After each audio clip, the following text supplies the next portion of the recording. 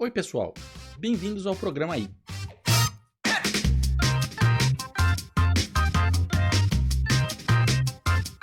No último vídeo do Big Data Bits, eu falei um pouco sobre o que é Big Data e também realcei o quão importante a gente escolher o formato certo de armazenamento da nossa informação. Se você ainda não viu o primeiro vídeo, corre e clica no link aí na tela e dá uma olhada sobre o que é Big Data.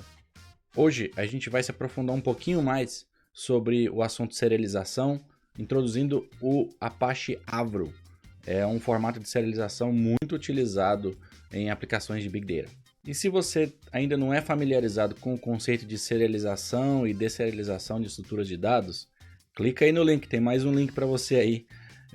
Eu gravei um conteúdo sobre serialização para a gente ter um pouquinho de contexto para falar aqui hoje. O Avro é um projeto mantido pela Apache Software Foundation e tem algumas características bem interessantes. Vamos lá. Nesse formato, você consegue expressar tipos complexos de dados. Ele não é limitado a tipos primitivos, como um CSV, por exemplo.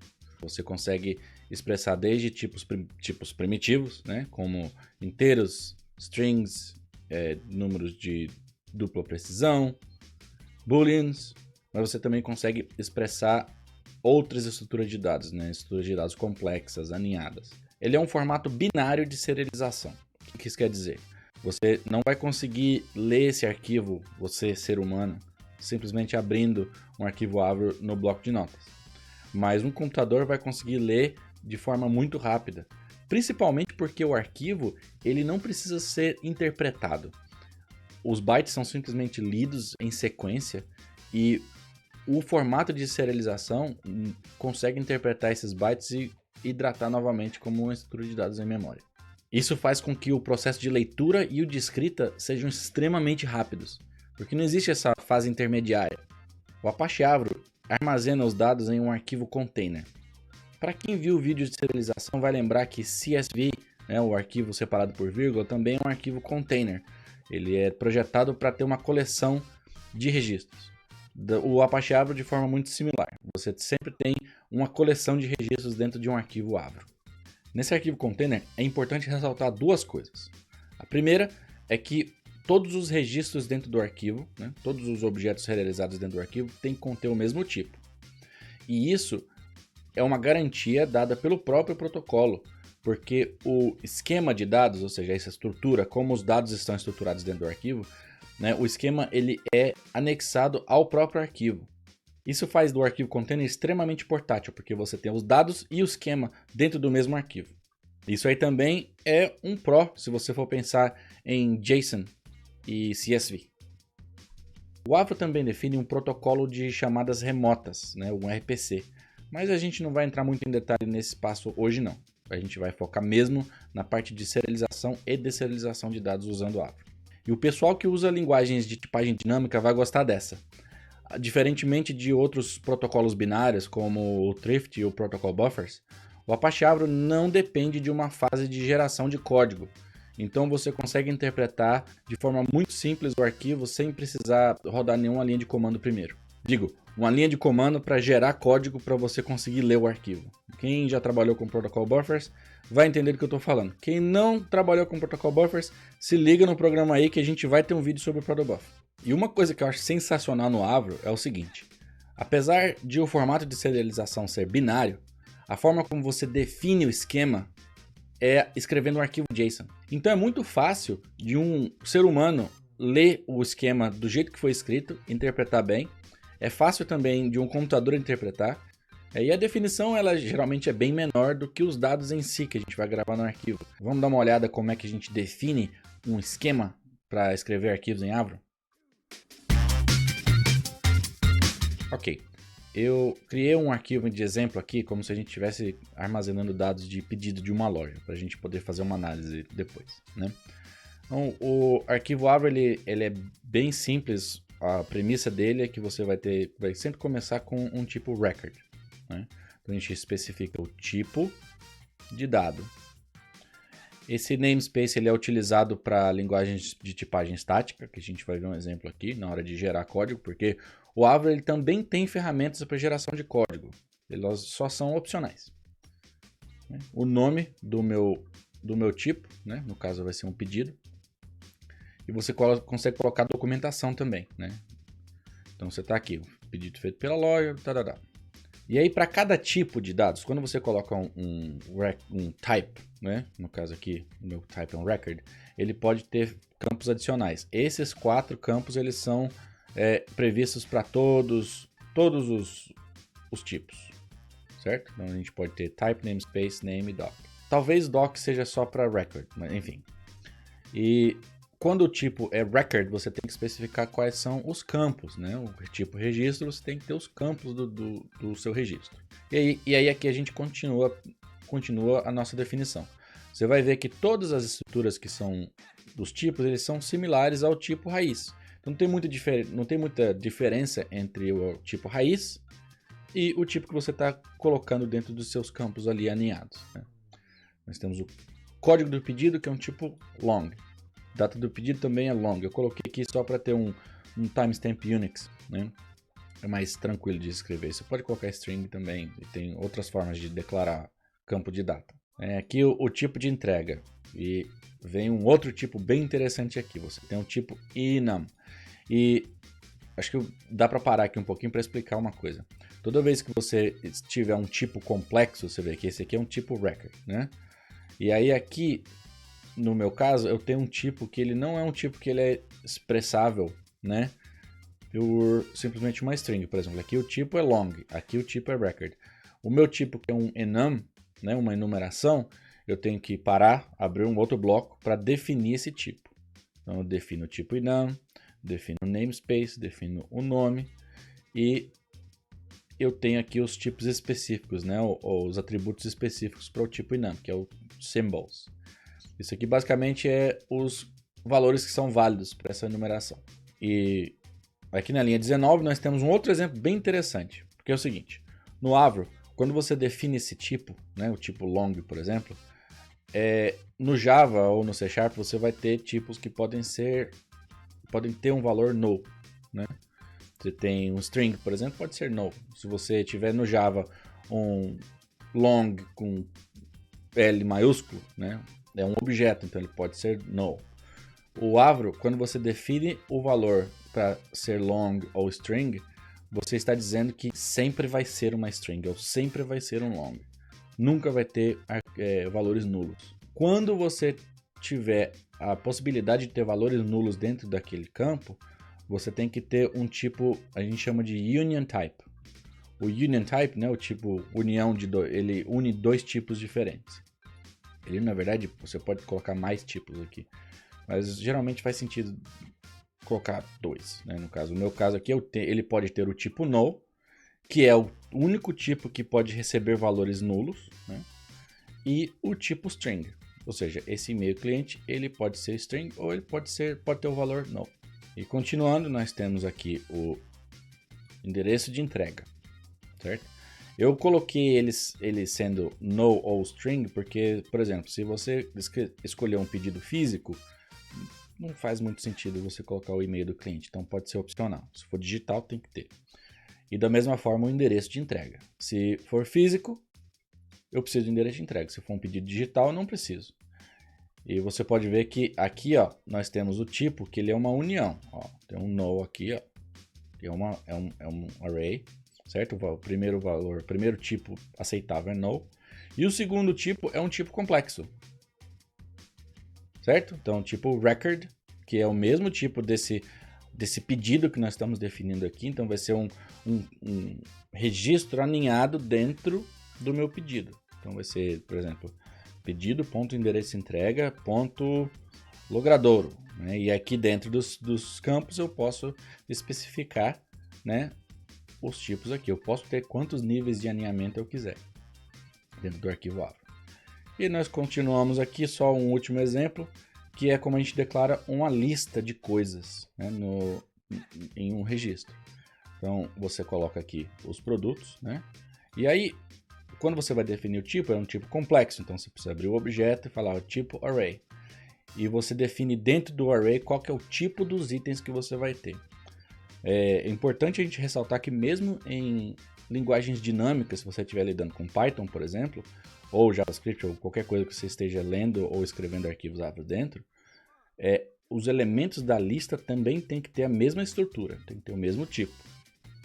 E você especifica o tipo aqui. Então nós vamos ter o produto resumo, né? Que vai ter aqui esses campos, esses 4 campos. Vai ter o código, o nome, o preço e a descrição.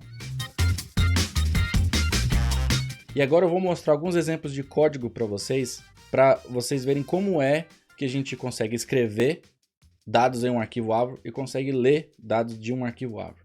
E o mais legal é que você vai conseguir gravar esses dados em um programa escrito em uma linguagem e ler esses dados em um programa escrito em outra linguagem. Isso porque o Avro ele é um formato, né, uma especificação. Cada linguagem vai ter uma biblioteca que vai implementar essa especificação e vai ler os dados da mesma forma e escrever os dados da mesma forma. Bem, então vamos começar com um exemplo em Java. Nós temos aqui, eu usei Gradle para esse projeto de exemplo, mas você pode utilizar com Maven também. O Java ele é uma linguagem de tipagem estática, né? E nós podemos usar isso a nosso favor, né? A gente pode instalar o Apache Avro e nós temos aqui, né, definir como dependência o Apache Avro e também definir um Avro plugin. Esse plugin, o que ele vai fazer? A gente vai declarar os nossos Avro schemas, né, os nossos arquivos de esquema dentro de uma pasta específica no projeto. E esse plugin vai pegar esses arquivos Avro e vai gerar classes Java, vai gerar como se fosse um POJO, né, para o projeto. Então a gente pode fazer o seguinte, eu vou colocar aqui, vou abrir para vocês o arquivo pedidos, pedido.avc, né, porque é Avro Schema, é um arquivo JSON, mas enfim. E você vai ver que é o mesmo arquivo, né, que nós temos aqui. O mais interessante é aqui, quando a gente tenta navegar novamente, você vai ver que dentro da pasta Generated Main Avro, tá vendo? Essa pasta aqui é uma pasta gerada pelo plugin, que vai conter uma classe que é um pouquinho chata de ler, mas você pode ver que tem todos os atributos do nosso esquema, tá vendo? Código do pedido, data pedido, etc. Ele implementa o padrão builder e implementa equals e hashcode. Então todas as coisas que são realmente necessárias para você comparar o objeto e construir o objeto estão aqui. E você não precisa escrever nada disso, simplesmente o plugin toma conta disso para você. Ok, voltando para o arquivo Gradle. Além disso, não tem nada demais, eu simplesmente coloquei umas coisas aqui para criar uma classe, né, um jar executável e copiei as bibliotecas dependentes para dentro da pasta lib. Então a gente consegue executar todo o projeto, né, a partir de um arquivo jar. É importante ressaltar que você não vai precisar fazer nada demais, além de colocar esse plugin aqui, né? E você só precisa lembrar de colocar os seus esquemas na pasta certa, que é a pasta de src main avro. Da mesma forma que você tem um src main java, você vai colocar o src main avro com seus arquivos avro. Ok, vamos ver código, né? Que a gente vai escrever. Eu tenho o meu application aqui, certo? É uma classe com um método main. Então essa é a minha classe que vai interpretar toda a aplicação. Eu peguei aqui alguns pedidos, né? Coloquei nessa lista de pedidos, só para a gente poder escrever sem ter que especificar nenhum arquivo externo. Nós temos aqui uma lista de pedidos, né? Os pedidos, eu coloquei 2 pedidos aqui, um pedido físico e um pedido digital. E só para ter um pouquinho mais de noção de escala, né, para a gente poder medir um pouco melhor o tempo que é gasto na escrita e na leitura, eu coloquei repetindo esses pedidos 10.000 vezes. Então é uma lista com 20.000 pedidos. E você pode ver que o código gerado ele é bem fácil de usar, né? Eu posso criar um novo builder do meu pedido e definir todos os campos, e inclusive os campos de registros alinhados. Chamo o builder aqui, pronto, tem um pedido, tá vendo? É uma lista de pedidos. Então, beleza, então descendo aqui para o nosso código do main, a gente tem basicamente 2 argumentos, né? Um argumento com a ação que a gente quer executar e o segundo argumento é o nome de um arquivo Avro. se você fizer o comando read, ele vai ler daquele arquivo Avro, e o write ele vai escrever aquela lista de produtos para o arquivo Avro. Beleza, vamos rolar agora para o método read orders, que é o método que a gente vai ler todos os pedidos. E a forma como você lê isso é o seguinte: você tem que criar dois objetos. Você cria esse objeto que é o datum reader. Esse datum reader ele vai dizer ao Avro como ler aquele arquivo, né? Então, no caso, quando você faz um specific datum reader, isso significa que ele vai pegar o esquema definido no pedido. Uma coisa interessante é o seguinte: se você clicar no pedido aqui, você vai ver que o esquema, aquela string, ela está definida aqui, ó. Tá vendo? Ó? Esse schema, esse objeto do tipo schema aqui, ele tem aquela string com o JSON aqui, né? Então o código compilado, né, quando você vai ter aquele jar, ele não precisa carregar aquele arquivo AVSC junto com ele. Tudo embutido no código gerado. Voltando aqui para o application, então assim, o datum reader vai dizer para a biblioteca como ler o arquivo que a gente vai colocar, né? E o segundo objeto que a gente tem que colocar aqui para ler o arquivo é o data file reader. Data File Reader, ele é um leitor de arquivo, né?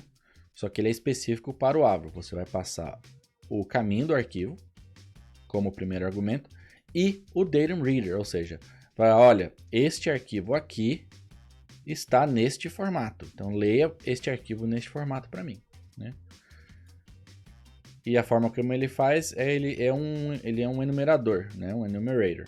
Então, enquanto você tiver um próximo, ele vai ler o próximo e já vai, esse sample você pode ver que ele é um arquivo, é um objeto do tipo pedido.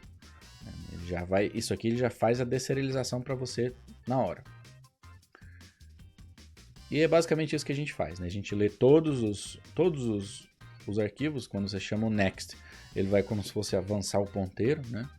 E vai continuar lendo objeto por objeto até terminar o arquivo. E continuando, a gente tem a função que vai escrever dentro do arquivo Avro, né? Da mesma forma como a gente tem um datum reader para ler coisas dentro de um arquivo, para ler os objetos dentro de um arquivo, você tem o datum writer, que vai especificar como escrever esse arquivo, né? Você especifica da mesma forma, ele vai pegar o esquema dessa classe, né? E ele fala assim, Specific Datum Writer. Existe também uma forma dentro do Java da gente colocar um negócio chamado Generic Datum Writer. O Generic Datum Writer, ele vai funcionar mais ou menos da mesma forma que o Python funciona, que a gente vai ver daqui a pouco. Onde você não especifica uma classe, você não especifica um tipo específico, você só especifica o esquema em si mesmo, o JSON do esquema. E nós temos aqui o Data File Writer. Da mesma forma que a gente tinha o Data File Reader, na hora de ler o arquivo, nós temos o Data File Writer, para escrever no arquivo. Da mesma forma que a gente especifica para o Reader o tipo de dados, a gente especifica aqui o Reader para o tipo de dados do Writer também. A única diferença é que a gente não especifica um arquivo, pois com esse Writer você pode criar vários arquivos, né? A gente vai setar um codec. Uma coisa que eu não falei muito bem na introdução foi que você também pode especificar um codec, né, quando você especifica o seu arquivo Avro. Esse codec ele é basicamente para um formato intermediário de codificação dos bytes, que são os bytes em memória que você acabou de gerar, e para a escrita no arquivo. O formato padrão que eles chamam de no codec. O no codec ele simplesmente pega o arquivo gerado, né, pega os bytes gerados da serialização e escreve no arquivo. Mas um formato que a gente usa muito é esse deflate. O deflate é o formato mais ou menos como um zip, né? Ele comprime os dados depois. Então a gente vai pegar aqueles bytes que a gente escreveu só seguindo a especificação de como escrever os dados. E antes de escrever aqueles dados no arquivo, ele vai comprimir os dados, né? E é assim que a gente define isso, né? Tem vários codecs. Eu vou colocar aqui o deflate. Em Python a gente vai ver como é que faz deflate também. Então nós vamos ter aqui o arquivo, olha só que bacana, ó, porque eu já tenho o esquema como um atributo da classe pedido, eu posso simplesmente especificar ele aqui. E é aqui que eu especifico o arquivo de saída. Né? Que eu posso fazer um loop aqui e escrever vários arquivos de saída, por exemplo. Simplesmente chama esse create aqui. E para escrever é muito simples. Você simplesmente itera sobre a lista e faz um append aqui com o objeto. Porque o Data File Writer, ele já sabe como escrever esse arquivo pedido no disco, porque você especificou isso no Datum Writer. Beleza até aqui? Ok. Então agora a gente vai tentar rodar esse programa, né, lendo um arquivo Avro que a gente já tem no nosso repositório. E depois eu vou tentar escrever um arquivo usando o mesmo programa. Então vamos lá. Tem aqui o terminal e eu vou rodar Gradle Build para gerar o nosso jar. E compilou tudo certinho. Agora eu vou ler esse arquivo pedido tá aqui. Eu estou colocando esse repositório no GitHub também. Na descrição do vídeo vai ter a URL para esse repositório com o exemplo completo. Então, quando eu rodo isso aqui, olha só que bacana. Ele vai falar aqui a primeira iteração em 0.05 segundos. Bem rápido, porque ele não tem que fazer parse, né? Ele já lê o arquivo e já começa a cuspir objetos, né? E lê os 20 mil objetos em 0.2 segundos. Então, bem bacana, bem rapidinho. E aqui é um exemplo de registro. Você vê que ele contém a mesma estrutura que a gente colocou lá no Java. Por exemplo, se eu quiser escrever para um arquivo, eu troquei aqui, ó, o comando para o write, né? E coloquei um arquivo diferente ali para a gente poder não sobrescrever o arquivo que já está gerado. Então, coloquei aqui, escreve muito rápido. Beleza. Então, esse é o exemplo em Java, né? Vamos dar uma olhada em como é que a gente escreve em Python. Eu vou te mostrar duas formas de fazer em Python. E você decide qual você acha melhor. A primeira vai ser essa aqui, com a biblioteca oficial do Avro para Python. Pode ver que o arquivo ele é bem similar, a lógica ele é bem similar à lógica do nosso programa em Java. Né? A gente tem, só a única diferença é que a gente tem que passar por uma parte de, a gente faz parsing do esquema. Eu não quero gastar muito tempo aqui nesse formato, porque ele é praticamente a mesma coisa do arquivo Java, né? Do programa em Java que a gente escreveu. Tem o Data File Writer, tem o Datum Writer, nós temos o Data File Reader, Datum Reader. Né? O código vai estar disponível no GitHub, e se você tiver alguma pergunta, só coloca aí nos comentários que eu vou estar olhando. A segunda maneira que eu vou mostrar para vocês como a gente pode fazer isso é com a biblioteca FastAvro. A grande limitação da biblioteca padrão do Avro é que ela é escrita em Python puro. Então algumas operações de I/O elas acabam ficando bem mais lentas. Então a comunidade desenvolveu uma nova biblioteca chamada FastAvro, que ela é escrita usando Cython, que é uma DSL do Python que compila para código C, né, e depois compila para código de máquina. Então esse é o método que eu quero mostrar para vocês um pouquinho mais a fundo. Então você vê que a gente tem os nossos pedidos aqui, né? Da mesma forma como o programa é feito em Java. Temos um pedido, só que em vez de classes, nós simplesmente temos dicionários, porque a gente não precisa de gerar nenhum tipo de código para interpretar esses arquivos Avro. Nós temos o método para ler os pedidos, né? E aqui que muda um pouquinho esse reader. Se você olhar aqui nos imports, vamos olhar lá em cima. O FastAvro ele importa essas três funções, writer, reader e parse schema. Quando você vai fazer o read, né, no caso a leitura do arquivo, você simplesmente passa um arquivo aberto para o reader, ele vai interpretar o esquema que está dentro do arquivo e você pode simplesmente iterar em cima desse reader, ele é um iterable, você pode iterar em cima do pedido e pronto, é basicamente isso. A única coisa que eu vou precisar fazer aqui é abrir o arquivo contendo o meu Avro Schema e transformar ele em um objeto JSON. E aí depois eu passo isso para o parse schema, essa aqui é uma função do FastAvro, que vai transformar aquele objeto JSON em um Avro Schema. E a forma como a gente escreve é ainda mais simples do que no programa em Java, a gente simplesmente passa para a função writer do FastAvro o arquivo aberto para leitura, para escrita, ou abra o esquema e uma coleção. Ele vai escrever a coleção em cima do arquivo e aí a gente passa qual o codec, né? Da mesma forma que a gente fez ali no Java. Eu tenho aqui na parte de cima o programa escrito com FastAvril, parte de baixo programa escrito com Avril, tá?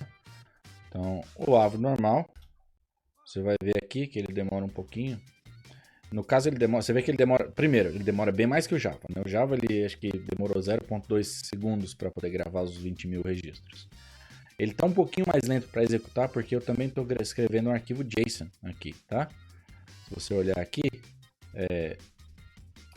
ele tem um arquivo JSON e um arquivo Avril. Eu escrevi isso só para poder mostrar para vocês a diferença do tamanho do arquivo. O arquivo Avril tem 52K, o arquivo JSON tem 7 MB. Beleza, 2.2 segundos escrevendo o parse Avril com a biblioteca padrão do Avril. Agora com a biblioteca FastAvril. Você tem aí uma melhoria de performance de 10 vezes, né? Na hora de escrever esses arquivos. O arquivo é o mesmo, tá? Os dados são os mesmos, tá vendo? Ele tem o mesmo tamanho, tá tudo certo. Ele grava os dados da mesma forma. Só que o FastAvril é compilado em C. E da mesma forma, nós vamos ter aqui o script para fazer leitura do arquivo, né? A gente vai ler o arquivo aqui, vai imprimir um exemplo que foi lido, né? Você vai ver que ele vai ler aqui em muito pouco tempo, 0.156. E o parse Avril, ele vai demorar bem mais. Vê que o ponto da primeira iteração, ele não tem tanta diferença. Assim, na verdade tem um pouquinho mais. Ele demora um pouquinho mais na versão Python, mas nem tanto, né? Mas o total de leitura dos 20 mil registros é impressionante. Bem, e é isso que eu tinha para hoje, né? Mostrei para vocês o que é o Apache Avril. Vai ter um monte de referências aí na descrição, então por favor confira. E ensinei basicamente como é que a gente escreve um arquivo Avril e lê um arquivo Avril a partir de uma linguagem de programação dinâmica e uma linguagem de programação estática. Bem, fique ligado para os próximos vídeos, eu vou estar falando sobre mais formatos de serialização. É sempre bom a gente ter um leque de ferramentas para poder escolher, para resolver o nosso problema da melhor forma. Bem, como sempre, se você gostou do vídeo, dá um joinha aí pra gente, clica no botão de assinar e não se esqueça de apertar o sininho das notificações para não perder o próximo vídeo, ok? Até mais!